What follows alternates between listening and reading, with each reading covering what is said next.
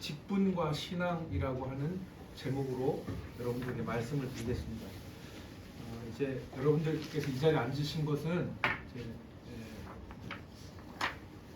그 집사의 직분, 신임 집사로 임명 받으셨기 때문에 한마디로 얘기하면 이 집사의 직분을 어떻게, 집사의 직분이라는 것이 뭐고 집사는 어떻게 감당해야 되는 것인가에 대해서 배우기 위해서, 나누기 위해서 이 자리에 같이 앉으신 것이거든요. 그래서 직분과 신앙이라고 하는 제목으로 제목을 잡았고요.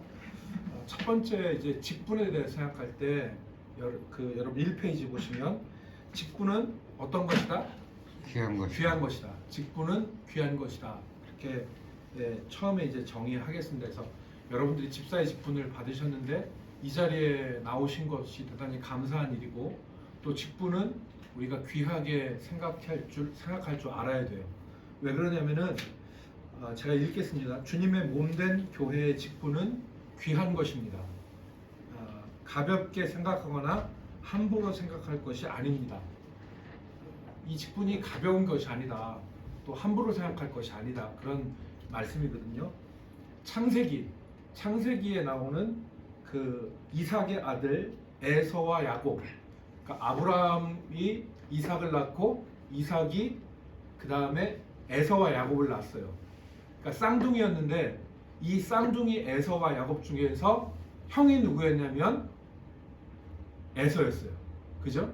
에서였는데 이 에서와 야곱은 직분을 대하는 태도에 대해서 우리로 생각하게 하는데, 에서는 장자의 직분을 가볍게 생각했습니다. 에서는 원래 이 사람이 장자였는데, 장자의 직분이라는 것은 단순히 먼저 태어난 자 이거를 가리키는 것이 아니라 하나님과의 언약 관계에 있어서 아브라함과 이삭을 이어 가정을 대표하는 직분을 의미하는 것입니다. 자, 보세요. 제가 잠깐 좀 설명드리겠습니다. 이제 이번에 우리가 창세기 읽는데 아브라함이 나오죠, 성경에. 그러니까 창세기를 구분할 때 창세기 1장부터 11장하고 12장부터 50장까지를 이제 구분한다고 말씀을 드렸어요. 그런데 이 창세기 1장부터 11장은 원역사라고 이렇게 얘기하고, 이것은 구원역사라고 이렇게 우리가 구분할 수 있는데, 이 원역사는 뭐냐면 하나님께서 세상을 창조하시고 또 인간의 타락이 나오고, 그리고 하나님께서 구원하시려고 하시는 창조 타락 구속이 나오는데, 여기에 보면은 아담과 하와가 나오고 그 다음에 에덴 동산에 나와요. 그 다음에 죄를 져요. 근데 하나님께서 가죽옷을 입히시고 이 두 사람을 그래도 살려주시는데, 죄악이 관영하니까 또 노아 때 하나님께서 죄악이 아주 관영해서 하나님이 물로 심판을 하시잖아요. 그래서 심판하신 다음에 다시 살게 하셨는데, 그 이후에 사람들이 깨우치냐? 아니죠. 창세기 11장에 보면은 바벨탑 사건이 나오는데, 바벨탑 사건이 뭐냐면 하나님이 이들에게, 노아의 후손들에게 생명을 주셨지만 또 하나님을 대적하면서 하늘에 닿는 탑, 바벨탑을 쌓은 거예요. 1장부터 11장까지의 결론은 뭐냐면 죄악된 인간들에게 있어서 소망은 없다. 그래서 하나님이 12장에 누구를 등장시키냐면 아브라함이라는 사람을 등장시키잖아요. 그래서 아브라함을 부르셔서 너로 인하여 모든 민족이 복을 받을 것이라.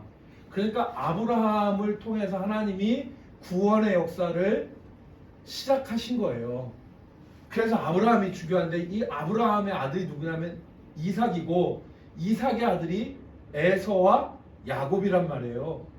그래서 장자는 에서인데, 에서가 장자의 직분, 그러니까 에서가 장자의 직분은 장자의 직분 혹은 명분이라고 하는데, 이게 아브라함, 이삭, 야곱으로 대표되어지는 이 가문에 그냥 먼저 태어난 사람, 그 정도 의미가 아니라 누가 계세요? 하나님이, 하나님과의 언약 관계, 내가 너를 통해서 이 많은 민족으로 복을 받게 하고 구원을 이루게 하겠다. 이 대표성이 아브라함에서 이삭으로 그 다음에 장자인 에서로 오는데 에서가 이 장자의 직분을 우습게 여겼어요. 가볍게 여겼어요. 그래서 팥죽 한 그릇에 누구한테 팔아요? 야곱한테 팔죠. 야곱이 팔아라. 그러니까 야곱이 이거 나 별 소용 없어. 이거 아무것도 아니야. 이게 뭐 떡이 생겨 뭐 밥이 생겨. 그냥 팥죽 한 그릇에 팔아서 성경은 이제 누구를 대표하냐면 하나님이 아브라함을 낳고 이삭을 낳고 에서를 낳고가 아니라 야곱을 낳고 그러잖아요. 아브라함, 이삭, 야곱. 그래서 이 장자의 직분은 단순히 먼저 태어난 것이 아니라 하나님과의 언약 관계에 있어서 대표성을 나타내는 것이다.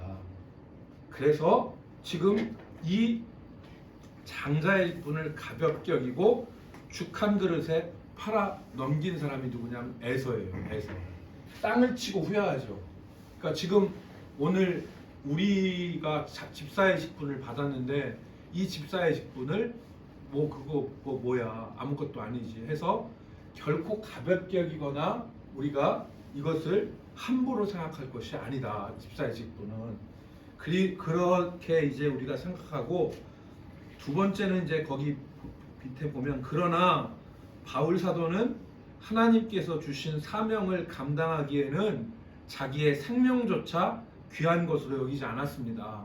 바울 사도는 사명을 감당하려고 했던 것이죠. 그래서 사도행전 거기 굵은 글씨로 중간에 표현되어 있습니다. 사도행전 20장 24절 내가 같이 읽습니다. 시작. 내가 달려갈 길과 주 예수께 받은 사명 곧 하나님의 은혜의 복음을 증언하는 일을 마치려 하면은 나의 생명조차 조금도 귀한 것으로 여기지 아니하노라. 아멘. 그러니까 바울 사도는 자기 생명조차 귀한 것으로 여기지 않는다고 이 사명을 귀하게 여겼습니다. 그래서 직분은 귀한 것이다. 가볍거나 이것이 함부로 생각할 것이 아니다. 그것을 우리가 먼저 생각하고 두 번째는 그러면 직분을 주신 이유가 무엇인가, 목적이 무엇인가 하는 점입니다. 직분을 주신 이유는 거기 밑에 같이 읽겠습니다. 교회의 모든 직분을 주신 이유는 시작. 교회의 모든 직분을 주신 이유는 그 직분을 통하여 봉사함으로 그리스도의 몸인 교회를 세우기 위함입니다. 결코 다른 목적이 아니라 직분을 통한 봉사의 일로 교회를 세우기 위함입니다. 우리에게 직분을 주신 이유는 바로 무엇이냐? 교회를 세우기 위해서. 자, 여기 한 가지 더 말씀을 드리자면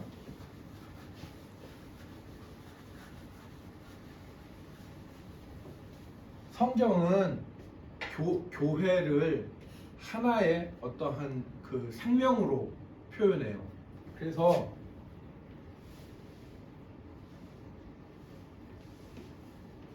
이게 사람이라고 생각하는데 이제 만약에 이게 사람인데 이걸 교회라고 보면 교회는 교회의 머리는 누구냐면 교회의 머리는 예수님이에요. 예수 그리스도.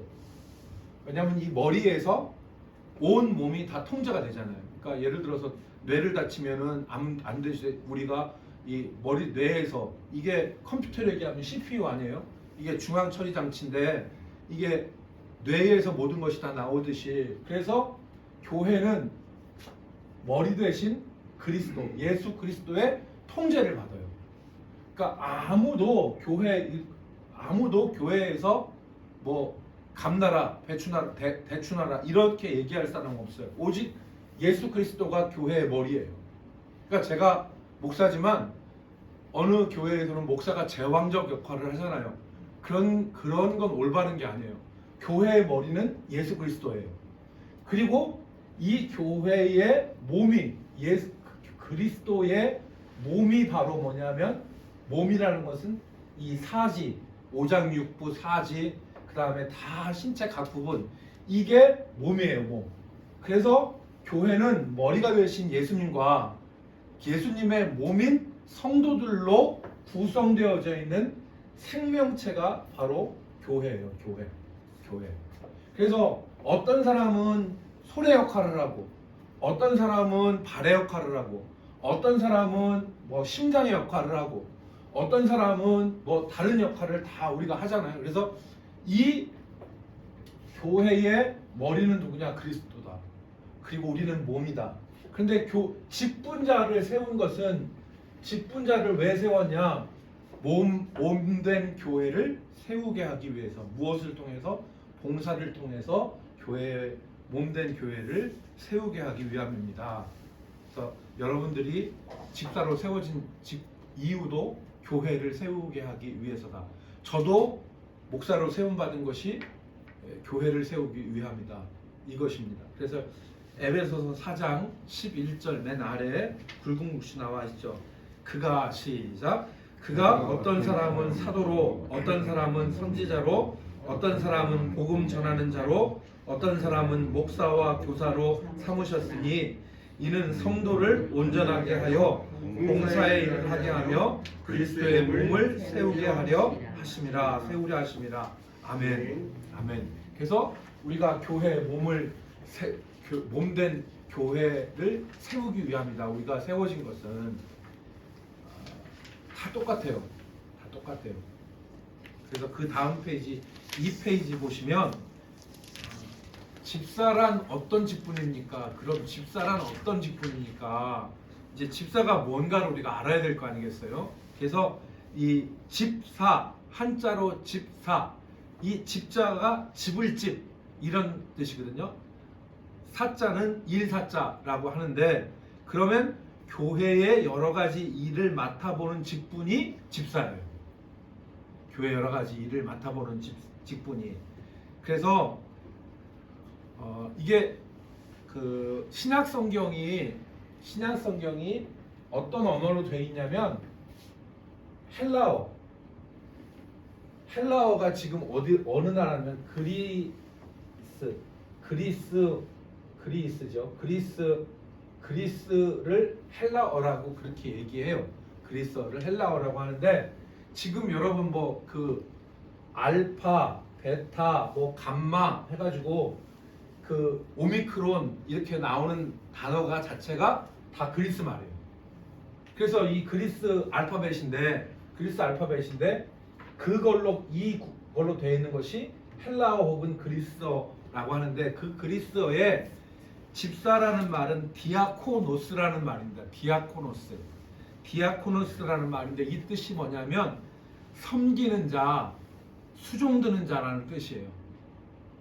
디아코노스라는 말이 집사란 뜻이고, 디아코니아라고 하는 말이 이제 섬김, 뭐 이런 헌신 뜻이에요. 근데 이 말의 원래 뜻은 그 어떤 사람이 밥을 먹을 때 옆에서 시종을 들어주다 하는 뜻이 디아코니아예요. 그래서 이 디아코니아를 하는 사람을 디아코노스라고 얘기를 하는 것입니다. 그래서 이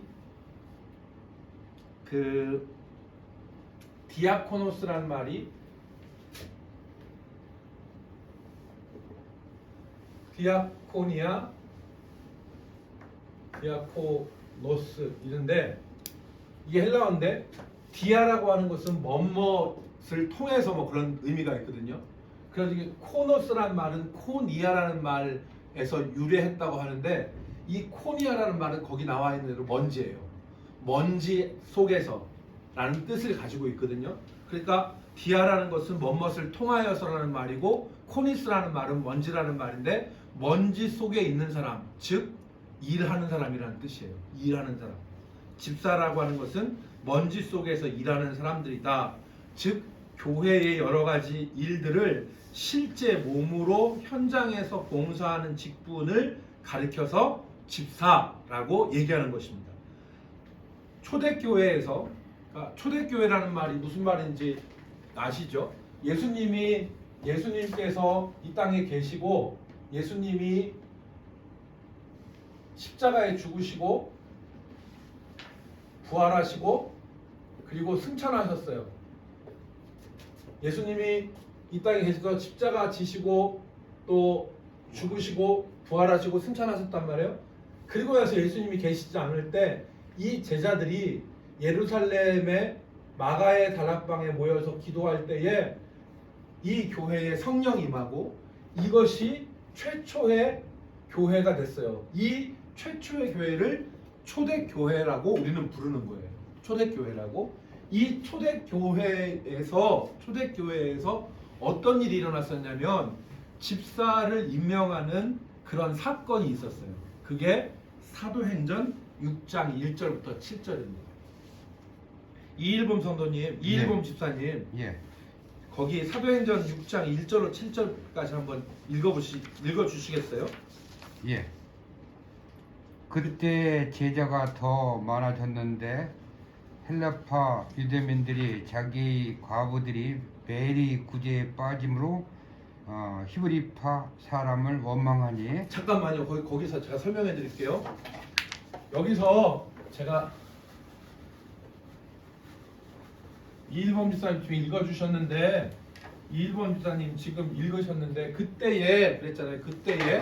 그때라는 말은 뭐냐면 예루살렘 교회가 이때 사람들이 120명으로 시작했는데 사람들이 막 교회에 몰려오는 거예요. 그래서 하루에 3,000명도 믿고 5,000명도 믿는 역사가 있었어요. 그래서 사람들이 막 밀려오는데 이때 어떤 일이 일어났냐면, 지금은 여자들이 일을 하잖아요. 근데 옛날에는 여자들이 일을 못했잖아요. 그래서 이때 교회에서는 구제를 했어요. 구제를 도와줬단 말이에요. 밥을 먹게 식량을 줬는데 이때 헬라파 유대인들이 있었고 히브리파 유대인들이 있었다는 말이에요. 이게 무슨 말이냐?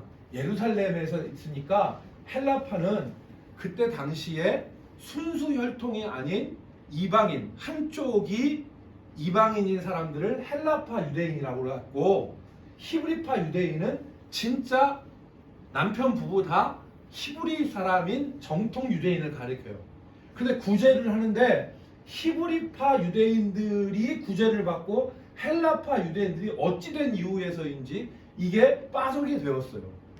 그러니까 오늘 6장 1절 다시 한번 보세요. 이일범 집사님 거기 한번 다시 읽어주시겠어요? 그때 제자가 더 많아졌는데 헬라파 유대인들이 자기 과부들이 메리 구제에 빠짐으로 히브리파 사람을 원망하니. 예, 헬라파 유대 과부들이 빠졌다는 거죠. 그죠? 빠졌다는 거예요. 그러니까 이게 그 고의로 한 건 아니겠지만 하루에 3,000명, 5,000명 오니까 이게 자체가 제대로 통제가 안 된 거죠. 그래서 이게 구제가 잘 이루어지지 않은 거예요. 그러니까 6장 2절 12 사도가 모든 제자를 불러 이르되 우리가 하나님의 말씀을 제쳐놓고 접대를 일삼는 것이 마땅하지 아니하니. 하나님의 말씀을 제쳐놓고 접대라는 것은 이것은 구제하는 걸 말하겠죠.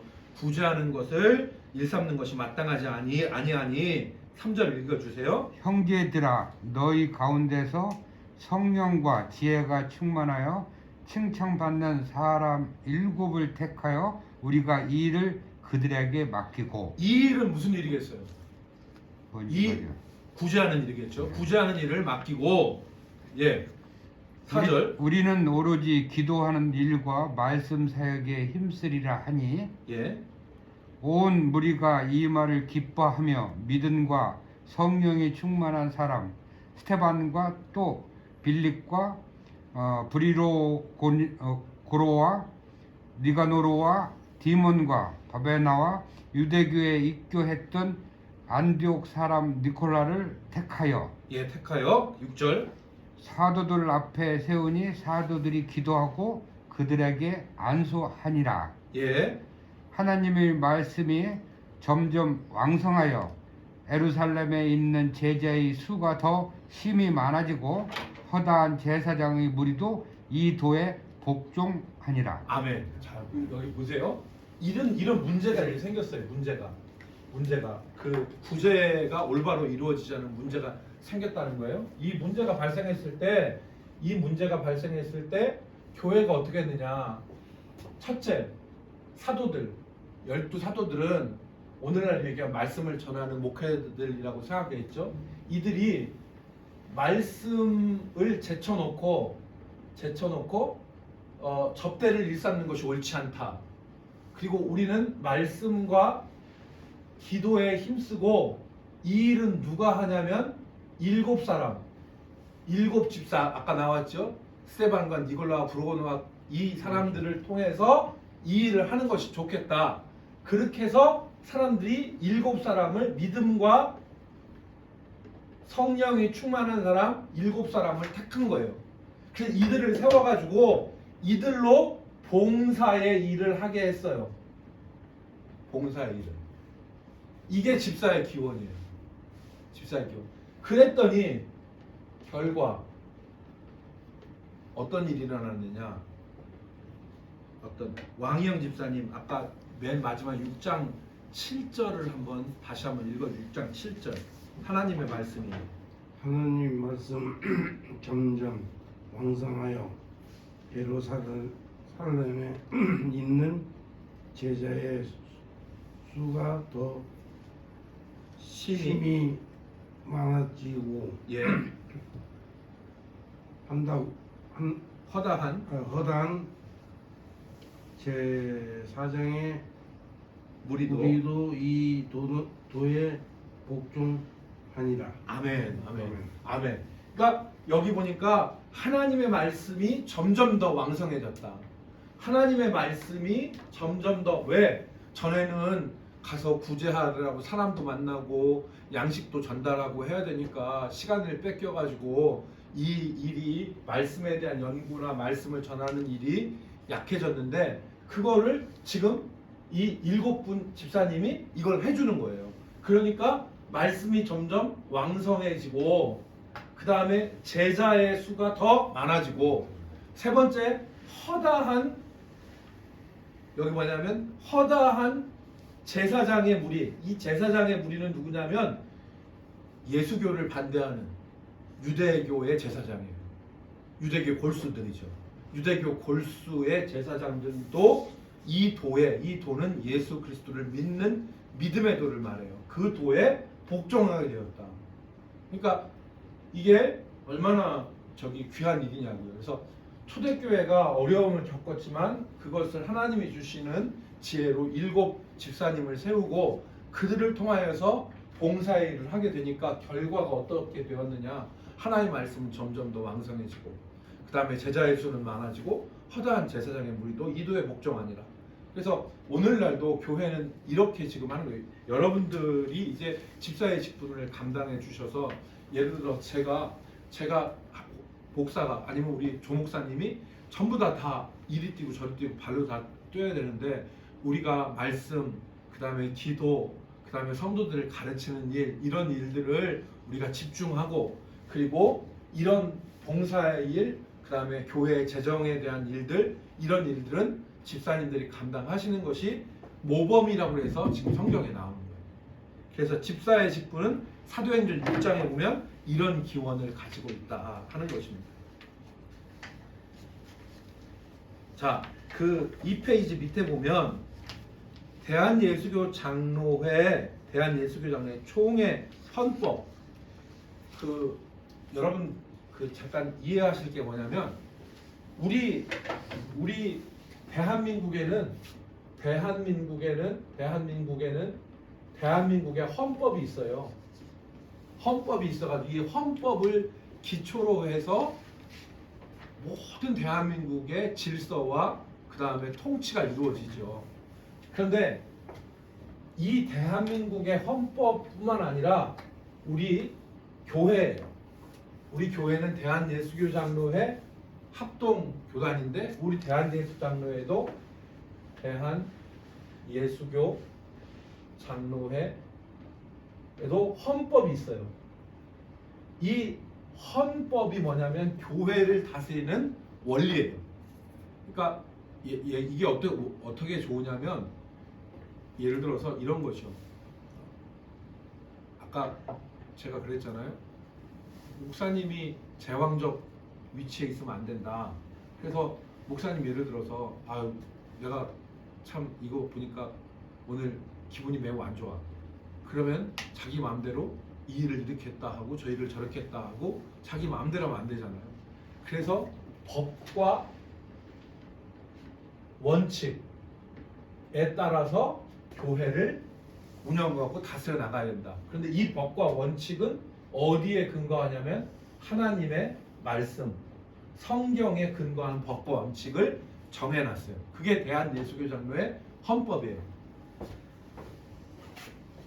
이게 우리 대한예수장로의 헌법이거든요. 여기에 보면은 여기에 예배는 어떻게 드려라. 그 다음에 또 우리 교회에서 재판은 어떻게 해라. 그리고 교회의 모든 운영과 질서는 어떻게 해라. 이 자체가 나와요. 이게 헌법이에요.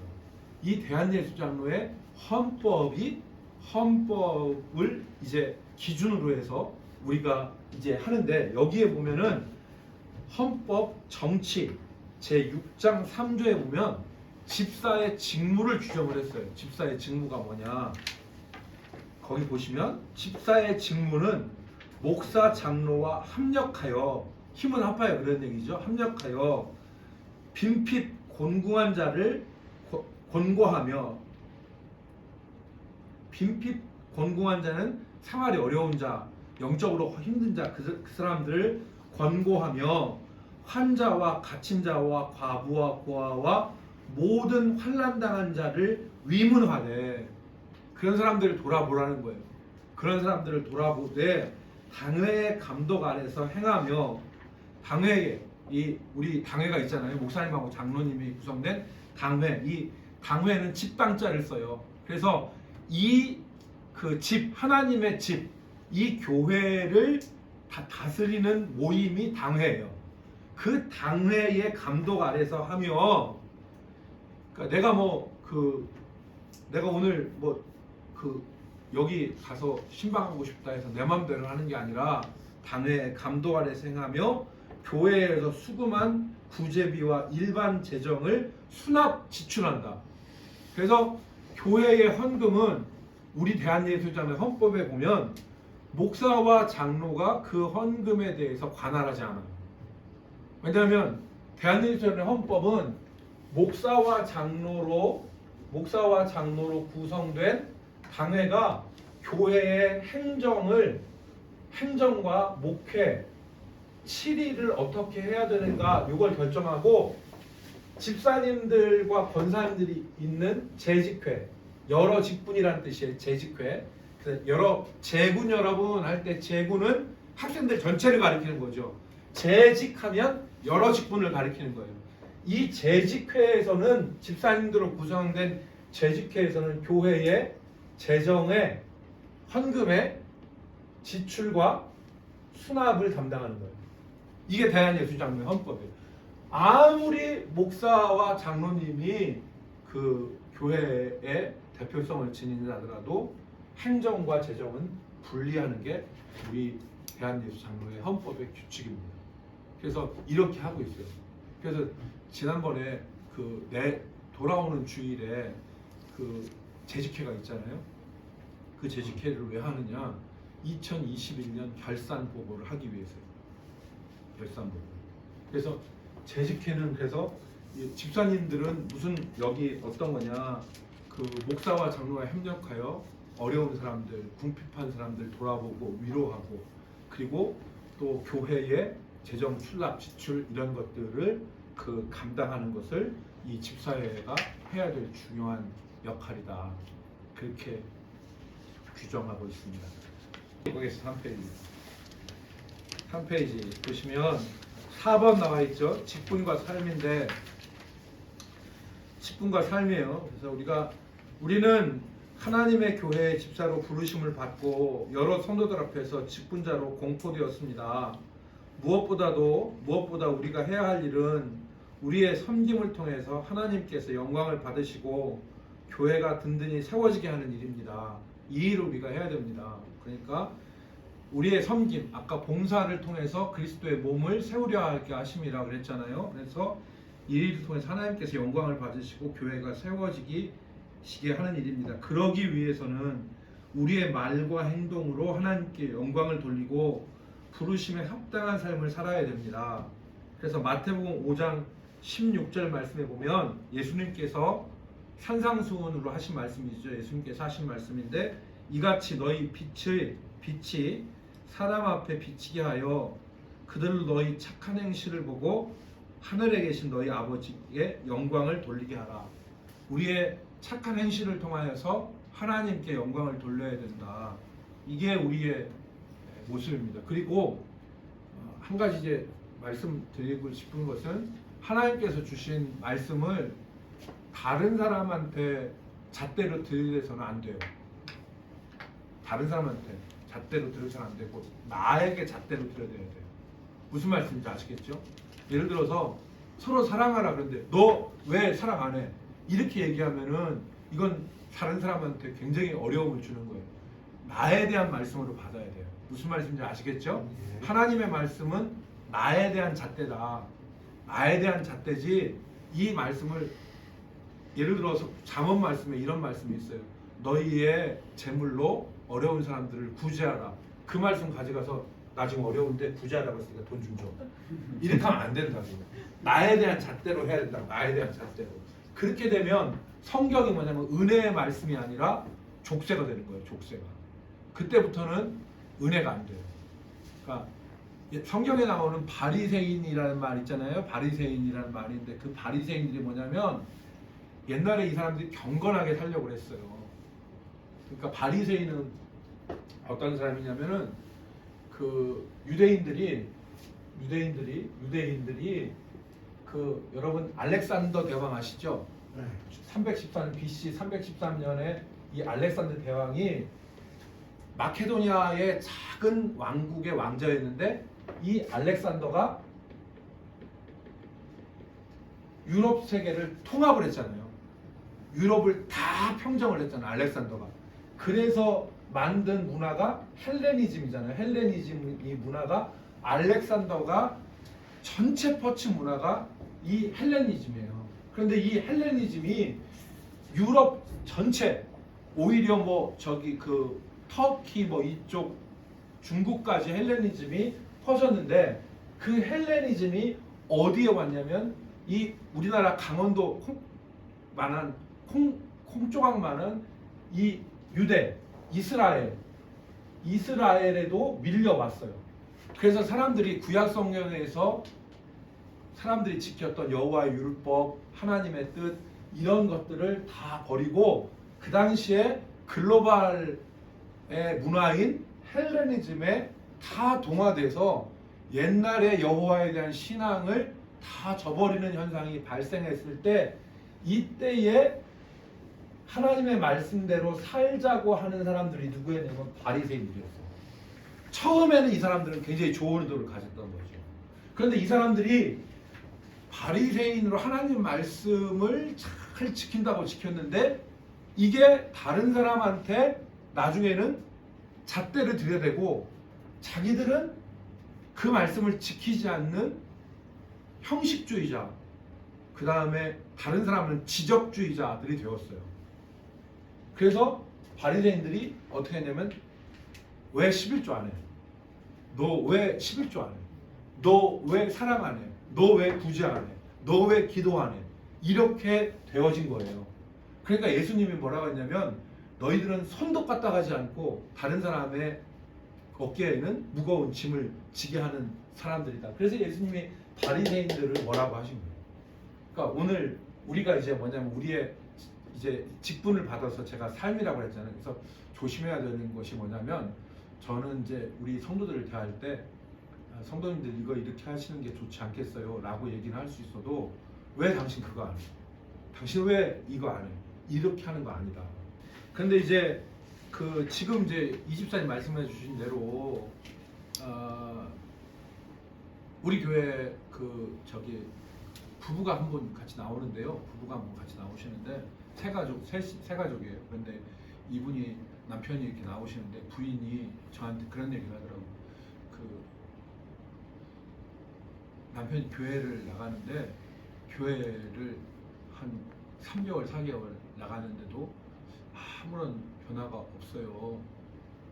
답답해요. 그렇게 얘기를 하시더라고요. 그래서 내가 그때 이제 생각하는 게 뭐냐면 부인은 아주 그 식당을 하시고 남편은 이제 또 일을 하시고 그러는데 남편이 전혀 그러니까 뭐 교회 다녀서 이제 그 일말에 어떤 변화도 없다.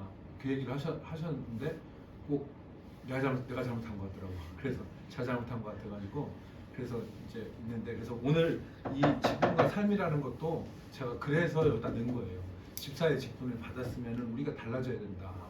달라지고 삶이 변화해야 된다. 그렇게 이제 그 말씀을 드리는 것이고 특별히 우리가 멋대로 살아야 되냐면 아까 우리 이 집사님이 말씀해 주신 대로 하나님 말씀에 우리가 맞춰 살려고 노력해야 된다. 100% 그렇게는 지금 당장은 어렵다 하더라도 하나님이 우리를 자 보세요. 하나님이 우리를 여기서 이렇게 있는데 여기서 보세요. 우리 인생이 이전에도 살았어요. 근데 이 별표 친 지점이 있는 우리가 예수님을 만나고 우리가 믿음을 가졌어요. 그럼 이때부터 우리가 죽음이라는 시간까지 이렇게 시간이 이렇게 있잖아요. 우리가 있는데 이 기간 동안에 하나님이 뭘 하시냐? 우리 속에서 우리를 변화시키세요. 변화시키시고 거룩함으로 우리를 변화시키세요. 이걸 뭐라고 얘기하면 성화라고 해요. 성화. 거룩함으로 되어지는 것. 이게 점진적으로 이루어져요. 점진적으로.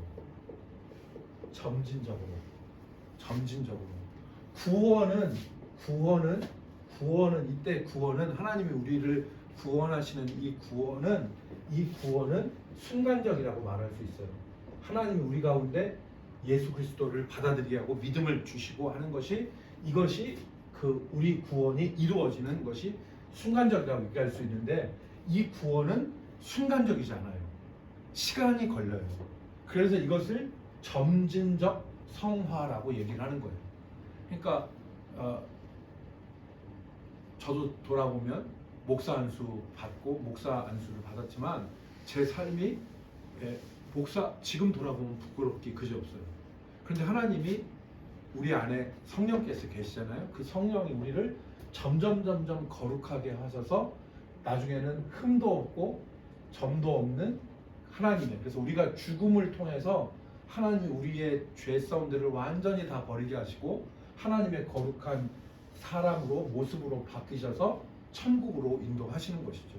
그러니까 나에 대해서는 소망을 갖고 하나님 나를 거룩하게 변화시킨다 소망을 갖고 다른 사람에 대해서는 어떻게 되냐면 인내를 가지고 봐줘야 돼요. 왜 당장 안 변해? 이게 아니라 다른 사람도 나처럼 시간이 걸린다. 다른 사람도 나처럼 시간이 걸린다. 예를 들어 그런 거죠. 옛날에 제가 고등학교 때 친구를 전도했어요. 교회로. 그래서 교회 다니는데 이 친구가 좀 잘 나왔으면 좋은데 우리 친구가 코로나도 아닌데 한 주 나오고 두 주 빠지고 한 주 나오고 두 주 빠지고 이러네. 그래가지고 하나님 앞에 기도했대. 하나님 제 친구가 옷이었는데 오 아무개 하나님 오 아무개 정말 왜 그럽니까 하나님 제 정말 비슷해 하늘에서 번개라도 던지셔가지고 당장 발 앞에 번개가 떨어지게 해주십시오 막 이렇게 기도를 했는데 딱 제가 기도하고 나니까 무슨 생각이냐면 제 마음속에 무슨 생각이냐면 너는 그러더라고. 그래서 저도 옛날에 그랬거든요. 막 한 주 나가고 두 주 빠지고 막 그렇게 했었는데 그래서 그게 그렇구나 라는 생각이 들었어요. 그래서 점진적 성화다 이거 기억하시고 대신 우리가 바로 알아야 되는 하나님께서 우리에게 말씀을 주셔야 돼. 10계명인데 첫 번째는 10계명 출애굽 20장 1절부터 16절인데 첫째 계명은 너는 나 외에 다른 신을 내게 두지 말라. 하나님 한 분, 그죠? 그러니까 우리가 예수 믿고 교회 집사가 됐는데 전보로 다니거나 뭐 그래서는 안 돼요. 그러니까 하나님 인정하지 않는 거거든요. 오직 한 분 하나님이에요. 한 분은 여자나 남자도 그러니까 부부도 자기 외에 다른 남자 다른 여자를 두면 못 살아요. 분노해서 못 살아요. 그것처럼 그런데 하물며 하나님을 다른 신을 두는 건 옳지 않다. 두 번째는 너를 위하여 새긴 우상을 만들지 말고 어떤 형상도 만들지 말고 그것들에게 절하지 말라. 우상 만들지 말아라. 그 다음에 세 번째는 여호와의 이름을 망령되게 부르지 말라. 이 망령된 말을 영어로는 미스유스라고 나와있죠. 미스유스, 잘못된 사용. 하나님의 이름을 잘못된 사용하지 말아라. 하나님의 이름은 거룩한데 잘못된, 예를 들어서 이런 것이죠. 다른 사람한테 다른 사람을 어떤 목적을 위해서, 야, 내가 있잖아, 내가 하나님의 이름을 걸고 너한테 맹세할게, 내가 이 돈 꼭 갚을게, 이렇게 얘기하는 거 하지 말라는 거예요. 하나님의 이름을 가볍게 여긴다는 거죠. 그죠? 그래서 우리 주변에 어떤 분들이 그런 분들이 있었어요. 내가 교회 장로인데 나 믿고 꼭 이거 하십시다, 이렇게 얘기하는데 그 사람이 사기치고 고의로 부도내고 이렇게 하면 그거는 하나님의 이름을 망령되게 부르는 거예요. 그렇게 하지 말라는 거예요. 그렇게 하면 안 된다, 그 말이에요. 그 다음에 안식일을 기억하여 거룩하게 지키라. 그래서 막 우리가 장난이라도 전에 그때 고스톱 같은 거 치면서 그냥 그 화투 이렇게 딱 할 때 주여 막 하면서 이렇게 해주고 하는 거, 그런 것도 하지 말라고. 그런 거 하면 안 된다고. 망령되게 하는 걸로. 망식사님 아시겠죠? 그렇게 하면 안 되고, 그 다음에 안식일을 기억하여 거룩하게 지키라. 그 다음에 뭐라고 했냐면, 안식일은 하나님께서 쉬라고. 여기 거룩하다는 얘기는 뭐냐면 구별됐다는 거예요. 구별. 자 보세요. 여기가 예배당이잖아요. 예배당인데 이 예배당이 다른 건물하고 똑같이 시멘트, 돌 이런 걸로 졌단 말이에요. 이게 뭐 별다른 걸로 진 건 아니에요. 그렇지만 이 예배당은 하나님께 예배하는 장소라고 구별된 곳이기 때문에 거룩한 거예요. 그죠? 이와 똑같이 예를 들어서 강대상이 있는데, 이 강대상이 우리 교회 앞에 강단이잖아요. 그 강단이 다른 걸로 만든 거 아니에요. 하늘에서 떨어진 재료로 만든 게 아니라 나무로 만들었어요. 정확한 재질로 하면 고무나무 압축해서 만든 걸로 강대상을 만들었어요. 그러나 그것 자체가 다른 걸로 쓰진 않잖아요. 그거를 뭘로 써요? 구별해서 하나님께 예배하는 걸로 사용하고 있어요. 그게 거룩이에요. 그래서 안식일은 거룩하다 할 때 이 거룩이라는 말은 구별됐다는 말이에요. 다른 나라하고는 다르다는 거예요. 그래서 다시 3페이지로 돌아오시면, 엿새 동안은 힘써 내 모든 일을 행할 것이나 일곱째 날은 내 하나님의 안식일이니 했어요. 이 날을 하나님의 안식일이니까 예배하고 구별되게 사용해라. 이 날은 주님의 날이다 라고 사용해서 우리가 안식일 주일을 지키려고 힘써야 되는 겁니다. 그래서 여러분 보세요. 1, 2, 3, 4, 5에서 7일 했는데 이 모든 날을 주신, 일주일을 주신 분이 하나님이에요. 다 하나님이 내게 주신 날인데, 그 날 중에서 일곱째 날은 그 날 중에서 하나님이 나에게 주신 거라고 생각해서 인정해서 이 날은 예배하는 날로 지키는 것이 우리가 안식일의 개념이에요. 자, 그 다음에 5번째는 내 부모를 공경하라. 6번째는 살인하지 말라. 7번째는 간음하지 말라. 8번째는 도둑질하지 말라. 9번째는 거짓 증거하지 말아라. 거짓말하지 말아라. 10번째는 내 이웃의 소유를 탐하지 말아라. 그러니까 다른 거, 성경에 있는 거 다른 거 많이 있어요. 말씀이 많이 있는데 이 10계명이 뭐냐면 울타리예요. 최소한 이거 하지 말아라. 10계명 최소한 이거는 지키면서 살아라. 다른 복잡하고 어려운 거는 그 말씀을 은혜를 따라서 알지만 최소 거짓말하지 말고, 간음하지 말고, 도둑질하지 말고, 그다음 네 부모 잘 섬기고, 그리고 하나님에 대해서는 하나님 두려워하여서 하나님 거룩하게 여기고 그렇게 해라. 이것이 바로 10계명이에요. 그래서 10계명을 꼭 지켜야 돼요. 10계명만 지켜도 욕 안 먹습니다. 10계명을 지키면 욕 안 먹어요. 문제가 뭐냐면 10계명도 안 지키기 때문에 욕먹는 거예요. 10계명 안 지키기 때문에. 이거 10계명 지키기 어렵습니다. 어려워요. 그렇지만 이 10계명은 머릿속에 넣을 수 있거든요. 그래서 부모에게 효도하라. 그 다음에 도둑질하지 말아라. 간음하지 말아라. 그 다음에 살인하지 말아라. 거짓 증거하지 말아라. 그 다음에 이웃집 탐내지 말아라. 이 얘기를 우리가 머릿속에 기억하고 살아야 됩니다. 그래서 이런 시험과 이런 유혹이 올 때 우리 어떻게 됩니까? 하나님, 내가 하나님께 부름받은 구원받은 성도인데 이거 하지 않게 해주십시오. 안 하겠습니다 라고 하면서 밀어내야 되는 거예요. 그래야지 하나님께서 은혜를 주세요. 그래서 디모데 이 직분에 대한 약속, 집사의 직분을 감당하기 위해서 이렇게 하면, 디모데전 3장 13절 말씀해 보면 같이 읽겠습니다. 맨 아래 붉은 글씨 있죠. 디모데전서 3장 13절. 집사의 시작. 집사의 직분을 잘한 자들은 아름다운 지위와 그리스도 예수 안에 있는 믿음의 큰 담력을 얻느니라. 믿음의 담력, 아름다운 지위, 하나님께서 정말 귀하게 보신다는 거예요. 우리 왕집사님이 집사의 직분을 감당하기 위해서 애쓸 때 하나님이 참 귀하게 보시는 거예요. 그리고 믿음의 담력, 담력이라는 건 용기라는 것이죠. 믿음의 담력. 왜냐하면 이 집사의 직분을 감당하며 교회 일을 했더니 하나님이 일하시는 게 보이네. 저는 어떤 생각을 하냐면, 저는 지금까지 돈 때문에 뭐 이렇게 그 어려움 겪고 교회 일을 못한 적은 없어요. 왜냐하면 하나님이 원하시는 일을 할 때 그것대로 믿음으로 나가면 하나님이 정말 10원 한 장도 없는데 하나님께서 채워주시고 일하시게 하시는 것들을 많이 경험했거든요. 그래서 하나님이 일하신다 해서 믿음의 담력을 얻어요. 그래서 여러분들도 이 직분 잘 감당하시면 신앙이 자라고 믿음의 담력을 얻습니다.